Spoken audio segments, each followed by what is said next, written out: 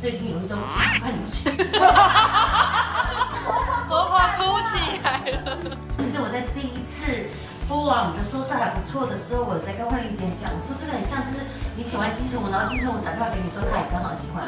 有时候最近在思考一个事情，我想说为什么以前生小孩要在巷子口，譬如说给大家吃油饭，或者是麻油鸡，或者是拌流水席，是因为我觉得他们想感谢，可是他们不知道用什么谢意来表达。最近有一种想看流水席，但是收到好多人跟我讲说婆婆好好看哦，然后就是我收到好多的回馈哦，各方面呢关心跟爱都这样一直过来，我觉得很感动。然后当然也接了不少代言赚的谢金，然后包括看医生也没有排队什么什么之类，我就觉得谢谢观众们，谢谢你们，你们从第一次在这里开直播，我们非常的忐忑，到现在，好不能再讲。不过我本来第一集结束的时候，我真的很舍不得，但想到还有第二集。我真的很感谢佩佳，因为我跟他对戏的时候，我们两个就是完全不认识，但是跟他对戏第一次我会有点紧张，因为毕竟是影后。没关系，你是下一个影后。哦，没有。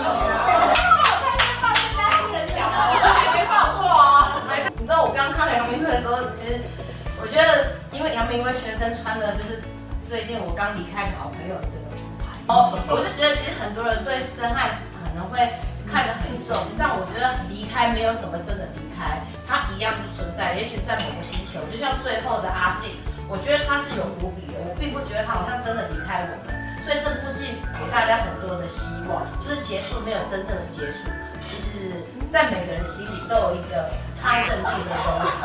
没关系啊，那200多万而已。求到爆，求到爆。反正就我觉得我是一个没有很会讲话的人。我找他来是因为他的因为我在拍《最佳利益》的时候呢，慧玲姐觉得我国语好像讲得不好，所以我有一次在一个婚礼遇到她，她就说：“哎，下一部戏找你演台语 OK 的。”然后我就说：“慧玲姐，我台语不好。”她说：“什么？你台语真的国语不好，台语不好？台语到底会讲什么？”所以台语以后来就教广东话。我的海手明望千手里，怪被谁在风会野手连风。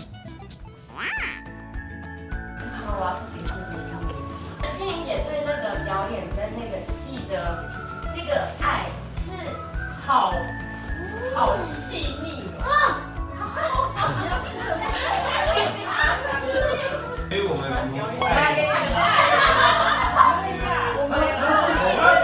是我老婆来解释。就是很认真在演，但不细腻。老公，你那是中我康哎！我的运气和手法跟这些这么好的演员合作，然后接触到这一块领域，所以特别珍惜，所以我特别感谢恩导，然后也特别感谢慧玲姐。你是女一嘞，现在可以从有台帮我们拉来很多观众。收视率差不多80%都是你，不小心比有台还高了。有时候我还是觉得你中风比较好。